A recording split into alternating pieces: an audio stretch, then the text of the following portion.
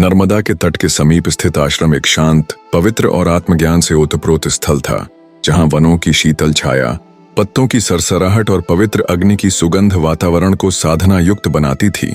इसी आश्रम में दो विशेष बालक पहुंचे, श्री कृष्ण और बलराम। यदुवंशी राजकुमार होते हुए भी उनके मुख पर कोई घमंड नहीं था। उनका हृदय सौम्य, सरल और सेवा भाव से परिपूर्ण था। उनके साथ एक और बालक था, सुदामा, एक निर्धन ब्राह्मण पुत्र, सांवला, दुबला पतला, लेकिन हृदय से निष्कलंक और विद्या के लिए समर्पित। गुरुकुल का जीवन कठिन था। सभी शिष्य प्रातः काल उठते, स्नान करते, फिर गुरुकुल की परंपराओं के अनुसार यज्ञ की अग्नि में आहुति देते और तत्पश्चात वन जाकर जल, लकड़ियां व भिक्षा लाकर गुरुदेव और गुरुपत्नी की सेवा में लग जाते।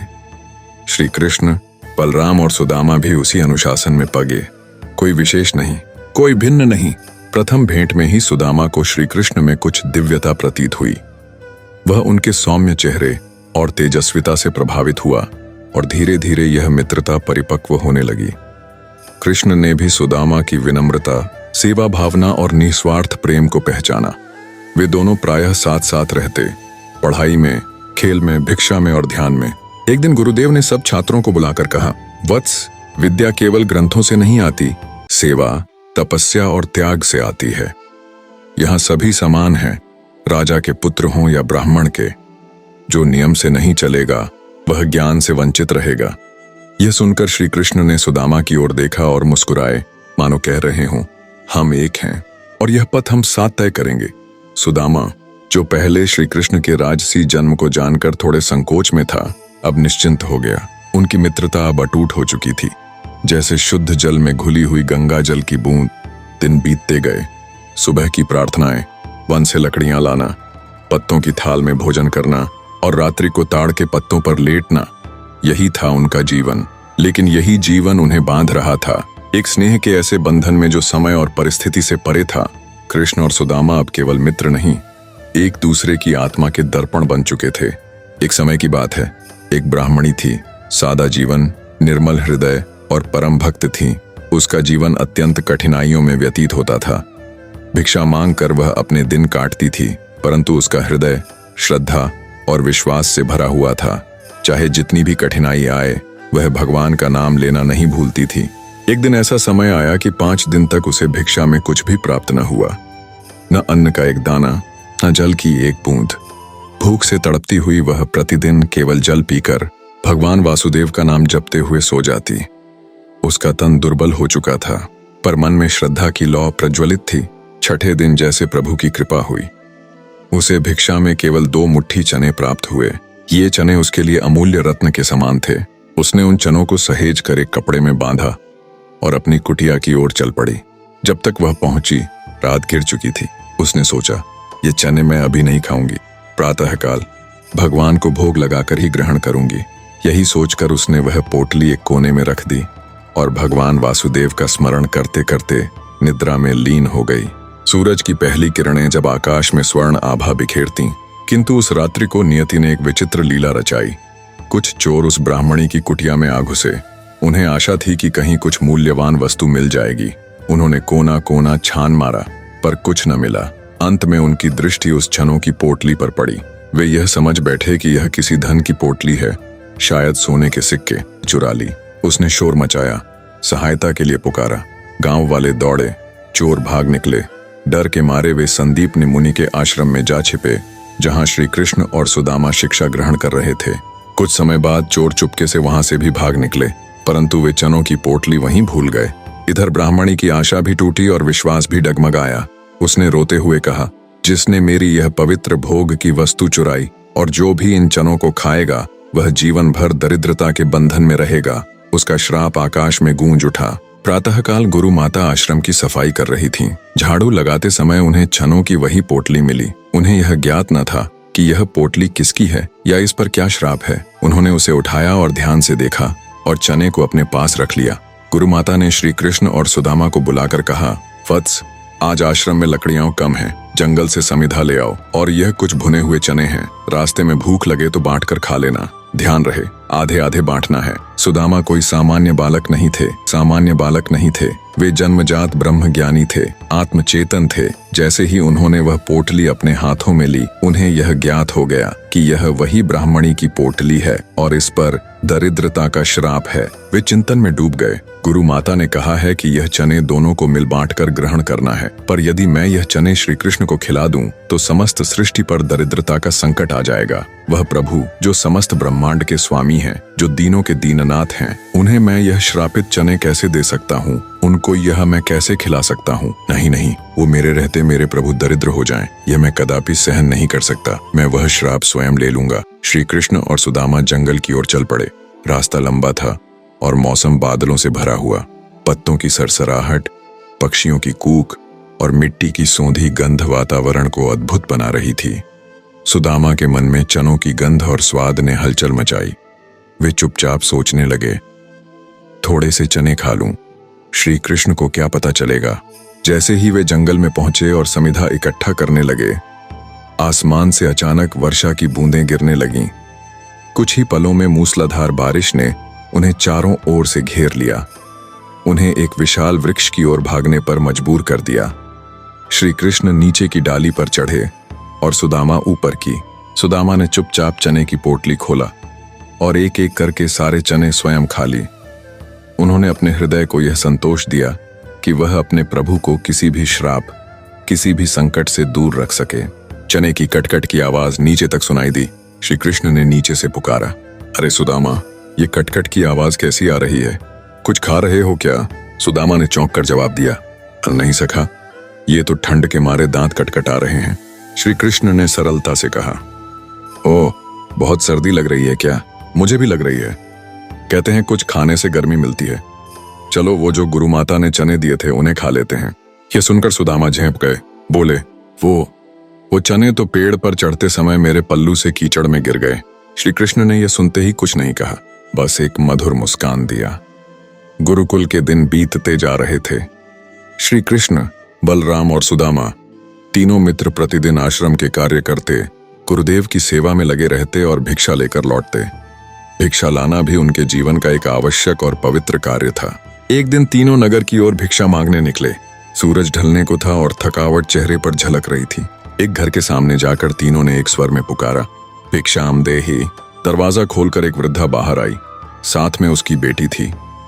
उन्हें देखते ही उसने स्नेह से कहा, अरे ब्रह्मचारियों, आज आने में बहुत देर कर दी। श्री कृष्ण ने विनम्रता से उत्तर दिया, माता, आज आश्रम में बहुत कार्य था। सफाई और व्यवस्था में विलंब हो गया, आपको प्रतीक्षा करनी पड़ी, क्षमा करें। वृद्धा ने स्नेह से कहा, क्षमा कैसी वत्स, मैं तो इसलिए राह देख रही थी कि आज घर में मालपुए बने हैं। सोचा आज जल्दी आओगे तो गरम गरम खिला दूंगी। देखो, कपड़े से ढककर तुम्हारे लिए गरम रखे हैं। यह सुनते ही सुदामा की आंखें चमक उठीं। वह बुदबुदाया, मालपुआ? आज मालपुए मिले हैं। वृद्धा हंसी और कहा, हाँ बेटा, आज पूर्णमासी का दिन है, पूजा के प्रसाद में बनाए हैं, अब जल्दी से खाओ। सुदामा झपट कर खाने ही वाले थे कि श्री कृष्ण ने गंभीरता से कहा, नहीं माता, हम आश्रम के नियमों का पालन करते हैं। भिक्षा पहले गुरु माता के चरणों में अर्पित की जाती है, उसके बाद जितना वे दें वही हम खाते हैं। यह सुनकर सुदामा का चेहरा लटक गया। उसका मन तो अभी से स्वाद में डूब गया था। वृद्धा ने मुस्कुराकर कहा, तो फिर मैं गुरु माता के लिए भी एक पत्तल बांध देती हूँ। अब उनके पास कुल 4 पत्तल हो गईं, 3 मित्रों की और एक गुरु माता की। भिक्षा लेकर वे लौटने लगे। रास्ते में एक नदी के किनारे वे विश्राम करने रुके। बलराम और श्री कृष्ण जल के पास जाकर हाथ मुंह धोने लगे और इसी अवसर का लाभ उठाकर सुदामा ने एक पत्तल निकाली, धीरे से खोली और मालपुआ खाने लगे। मालपुए की सुगंध और स्वाद में वह खो गए। तभी पीछे से श्री कृष्ण की कोमल आवाज आई, तो तुम समझते हो कि मैंने कुछ नहीं देखा? सुदामा घबरा गए। जल्दी से पत्तल को मोड़कर ढक दिया और बोले, नहीं नहीं, मैं तो कुछ भी नहीं खा रहा था। श्री कृष्ण मुस्कुराए, मित्र, झूठ बोलना पाप है। सुदामा बोला, और ब्राह्मण को भूखा रखना भी पाप है। श्री कृष्ण बोले, मैंने तुम्हें भूखा रखा? सुदामा ने उत्तर दिया, और क्या, माता ने कितना स्नेह से कहा था कि मेरे सामने खाओ, लेकिन तुमने तो सारे नियम याद दिला दिए। श्री कृष्ण शांत स्वर में बोले, नियम तो नियम है सखा, गुरुदेव को यदि पता चलेगा तो क्या कहेंगे? सुदामा ने हंसते हुए कहा, उन्हें कैसे पता चलेगा, रोज 3 रोटी ही लेकर जाते हैं, आज भी वही लेकर जाएंगे। हाँ, यदि तुमने बता न दिया तो। श्री कृष्ण ने मुस्कुराकर कहा, मैं तुम्हारा मित्र हूं और मित्रता का धर्म कहता है कि मित्र की त्रुटि पर पर्दा डाला जाए। सुदामा खुश हो गए। तो फिर सारे मालपुए खा लो। श्री कृष्ण बोले, हाँ सखा, खा लो, लेकिन ये रही तुम्हारे हिस्से की भिक्षा। उन्होंने सुदामा को एक पूरी पत्तल पकड़ाई। सुदामा भाव विभोर होकर बोले, कुछ भी कहो कृष्ण, तुम मित्र बड़े खरे हो। गुरुकुल के वे दिन स्मृतियों में बसते जा रहे थे। शिक्षा पूर्ण होने के बाद श्री कृष्ण और बलराम अपने कर्तव्यों में लग गए, जबकि सुदामा अपने ग्राम अस्मावतीपुर, जो अब पोरबंदर कहलाता है, लौट आए। वहां उन्होंने एक निर्धन ब्राह्मण के रूप में जीवन यापन आरंभ किया। न कोई धन, न कोई ठिकाना, केवल भिक्षाटन कर जीवन चलाते। पत्नी सुशीला और छोटे बच्चों के साथ वह अपनी तंगहाली से कभी हार नहीं मानते थे, लेकिन घर की हालत दिन ब दिन बिगड़ती जा रही थी। सुशीला का हृदय सदा अपने पति के त्याग और संतोष को देखकर पीड़ा से भर उठता। एक दिन उसने अत्यंत संकोच से सुदामा से कहा, प्रभु, आप सदा कहते हैं कि श्री कृष्ण आपके परम मित्र हैं। वही श्री कृष्ण जो द्वारिका के राजा हैं, लक्ष्मीपति हैं, फिर आप उनसे मिलने क्यों नहीं जाते? शायद वे आपकी सहायता करें। सुदामा ने मुस्कुराकर उत्तर दिया, सुशीला, मित्रता लोभ या स्वार्थ की सीढ़ी नहीं होती। कृष्ण से कुछ मांगना मेरी श्रद्धा को कलंकित करना होगा। लेकिन जब बच्चों के रोने की आवाज, खाली पात्र और पत्नी की विवश आंखें सामने आईं, तो सुदामा मौन हो गए। पत्नी की बार बार की प्रार्थना के आगे एक दिन उन्होंने यात्रा पर जाने का निश्चय किया। उनके पास पहनने को केवल एक फटा हुआ वस्त्र था। सुशीला ने घर में जो कुछ बचा था, थोड़ा सा चावल, वही बांधकर पोटली में रख दिया ताकि वे अपने मित्र को कुछ भेंट दे सकें। कई दिनों की कठिन यात्रा के बाद सुदामा द्वारिका पहुंचे। चकाचौंध से भरे उस नगरी को देखकर उनके पांव ठिठक गए। वे सोचने लगे, क्या मेरे जैसे निर्धन फटेहाल व्यक्ति को श्री कृष्ण पहचानेंगे भी? महल के द्वार पर पहरेदारों ने उन्हें रोका और कारण पूछा। सुदामा ने शांति से उत्तर दिया, कृपा करें, श्री कृष्ण से कहिए कि उनका पुराना मित्र सुदामा मिलने आया है। पहरेदार चकित हुआ, लेकिन सुदामा के चेहरे की तेजस्विता में कुछ था जिसने उसे रोक न सका। वह भीतर गया और श्री कृष्ण से निवेदन किया, प्रभु, कोई दीन ब्राह्मण आया है, फटे वस्त्रों में लिपटा है, कहता है कि वह आपका मित्र सुदामा है। सुदामा का नाम सुनते ही श्री कृष्ण का हृदय कांप उठा। वे सब कुछ भूलकर नंगे पांव दौड़ते हुए महल के बाहर आए। जैसे ही उन्होंने सुदामा को देखा, वे उसे सीने से लगा लिए। उनकी आंखों से अश्रुधार बह निकली। उन्होंने अपने सेवकों से कहा, यह मेरा सखा है, मेरे जीवन की अनमोल धरोहर। श्री कृष्ण स्वयं उन्हें महल के भीतर ले गए। देवी रुक्मिणी स्वयं जल लाकर उनके चरण पखारने लगीं। महल में दिव्य सुगंध फैल गई। उस दिन कोई राजसी भेद नहीं रहा। केवल दो मित्र थे, एक राजा और एक भूखा ब्राह्मण नहीं, बल्कि दो आत्माएं जो बचपन में एक वृक्ष पर चढ़कर भूख बांटती थीं। भोजन, स्नान और विश्राम के बाद श्री कृष्ण सुदामा के पास बैठ गए और बोले, कहो सखा, अब तक क्यों नहीं आए? क्या मैं इतना बदल गया हूं कि तुम्हें डर लगने लगा?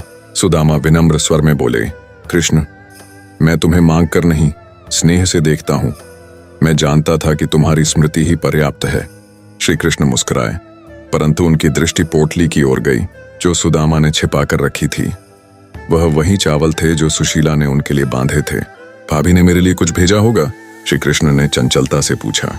सुदामा लज्जा से सिर झुका गए, लेकिन श्री कृष्ण ने बिना प्रतीक्षा किए वह पोटली खींच ली और बोली, अरे, ये तो मुझे चने जैसे लग रहे हैं, वही जैसे उस दिन वृक्ष पर तुम अकेले खा रहे थे।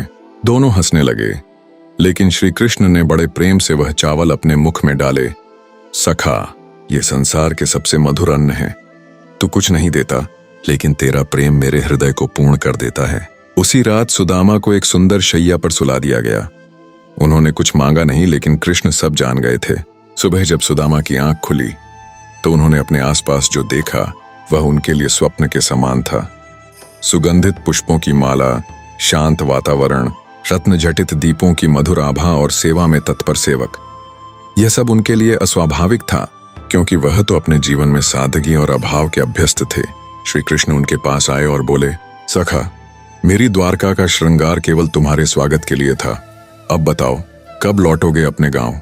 सुदामा ने विनम्र भाव से कहा, हे माधव, मेरे लिए यह एक अमूल्य अनुभव था। अब मुझे वापस लौटना चाहिए। मेरी पत्नी और बच्चे प्रतीक्षा कर रहे होंगे, वे मेरी चिंता कर रहे होंगे। श्री कृष्ण ने केवल मुस्कुराकर कहा, तो फिर चलो, पर याद रखना, मित्रता न कभी खोती है न कभी कम होती है। मैं सदा तुम्हारे साथ हूं। सुदामा ने अपनी पोटली उठाई, वहीं फटी धोती, नंगे पैर और द्वारका से निकल पड़े। मार्ग में उन्होंने बार बार सोचा, कृष्ण ने मुझसे कुछ लिया नहीं, दिया भी नहीं, लेकिन फिर भी मेरा मन इतना भर क्यों आया है। पर जैसे ही वे अपने गांव पहुंचे, उनका आश्चर्य चरम पर पहुंच गया। जिस झोपड़ी को उन्होंने छोड़कर गए थे, उसकी जगह अब एक सुंदर विशाल भवन खड़ा था। दीवारें संगमरमर की, द्वार पर सुंदर तोरण और भीतर सुगंधित वायु बह रही थी। बच्चे रेशमी वस्त्रों में खेल रहे थे और सुशीला, उनकी पत्नी, अब तेजस्विनी वेश में खड़ी थी। सुदामा स्तब्ध रह गए।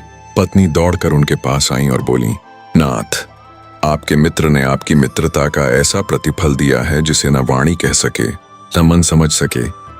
आपने कुछ मांगा नहीं, परंतु उन्होंने सब कुछ दे दिया। सुदामा की आंखों से अश्रुधारा बहने लगी।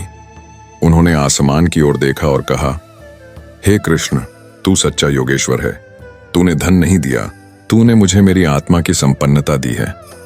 तूने मुझे ये सिखाया कि प्रेम जब निश्चल होता है तो वह ब्रह्म स्वरूप हो जाता है। उस दिन से सुदामा और उनका परिवार भौतिक रूप से भी समृद्ध था, परंतु उनका हृदय अब भी वैसा ही कोमल और संतुष्ट रहा। उन्होंने कभी अपने ऐश्वर्य का दंभ नहीं किया। वे अब भी हर दिन कृष्ण का नाम जपते, अपने बच्चों को मित्रता और निस्वार्थ प्रेम की महिमा बताते। इस प्रकार श्री कृष्ण और सुदामा की मित्रता युगों तक अमर हो गई।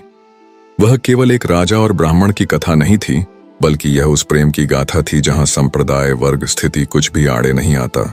सुदामा और श्री कृष्ण की मित्रता मानवता के लिए एक दीपक के समान है, जो यह दर्शाती है कि प्रेम, समर्पण और निष्कपट भाव जब किसी संबंध में होते हैं तो वह रिश्ता केवल सांसारिक नहीं रहता, वह दिव्यता को स्पर्श कर लेता है।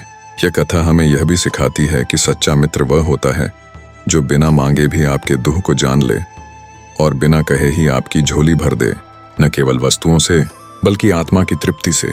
श्री कृष्ण ने कभी सुदामा की निर्धनता को नहीं देखा, उन्होंने केवल उसका हृदय देखा, जिसमें छल नहीं था, अपेक्षा नहीं थी, केवल स्नेह था। और यही कारण है कि युगों युगों तक जब भी मित्रता की बात होती है तो श्री कृष्ण और सुदामा का नाम सदा के लिए श्रद्धा से स्मरण किया जाता है। जय श्री कृष्ण। अगर आपको ये कहानी पसंद आई हो तो हमारे चैनल को लाइक, सब्सक्राइब करें, वीडियो को शेयर करें और कमेंट में जय श्री राधे कृष्ण लिखना ना भूलें।